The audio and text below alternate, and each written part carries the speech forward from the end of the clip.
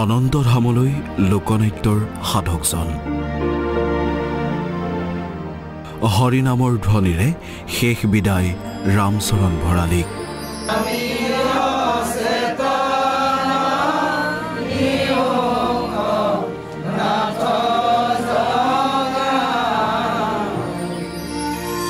নাগাৰা নামৰ অভিভাৱকত্বহীনতাত উচুপি উঠিল গুণমুগ্ধ বৃহস্পতিবাৰৰ নিশাৰে পৰা যেন স্তব্ধ হৈ পৰিল এটা সাধনাৰ স্ৰোত নিৰন্তৰ এটা আধ্যাত্মিক লোকনাট্য কলাক এটা পৰ্যায়লৈ নি জনমানসত জনপ্ৰিয় কৰা মানুহজন আছিল তেওঁ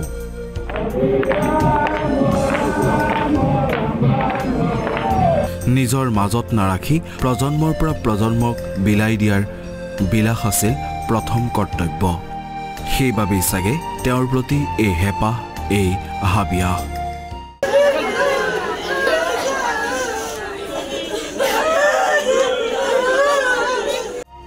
ৰাজ্যিক মৰ্যাদাৰে সম্পন্ন হ'ল শেষকৃত্য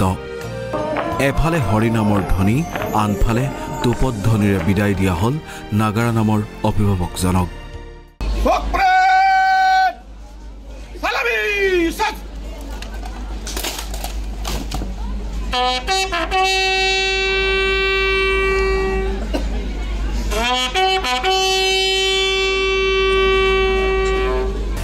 অশ্ৰুসিক্ত নয়নৰে সকলোৱে সুঁৱৰিলে তেওঁৰ অৱদান আৰু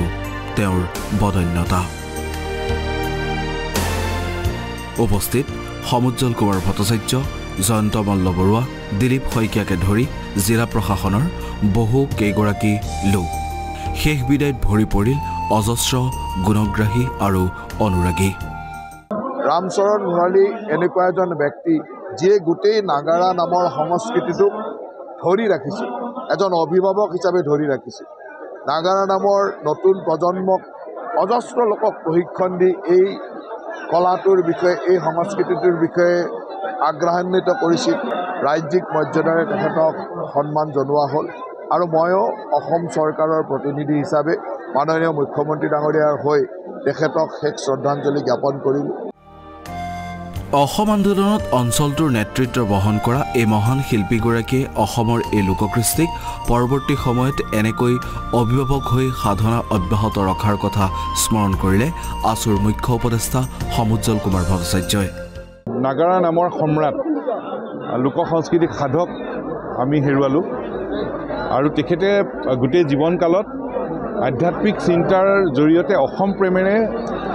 উদ্বুদ্ধ কৰি ৰাইজক আগুৱাই নিবলৈ সন্মুখৰ পৰা নেতৃত্ব লৈছিল অসম আন্দোলনৰ সময়ত অংশগ্ৰহণ কৰিবলৈ যাওঁতে তেখেতে নিৰ্যাতনৰ সন্মুখীন হৈছিল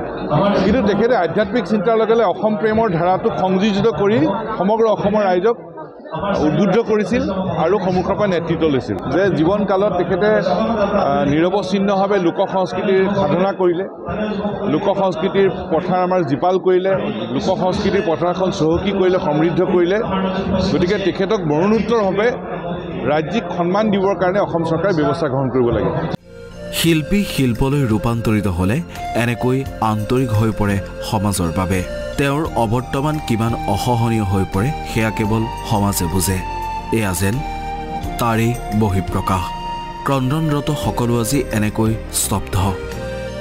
সকলোতে কেৱল এই কৃষ্টিৰ সাধকজনৰ বন্দনা বৰ্ণাঢ্য এই জীৱন পৰিক্ৰমা এনেকৈ জ্যোতি পৰিল কিন্তু ৰৈ গ'ল তেখেতৰ সুৰীয়া জংকাৰ মুকালমুৱাৰ পৰা ৰবেন পাটোৱাৰীৰ সহযোগত নিউজ ডেস্ক ৰিপৰ্ট আসাম টক্স।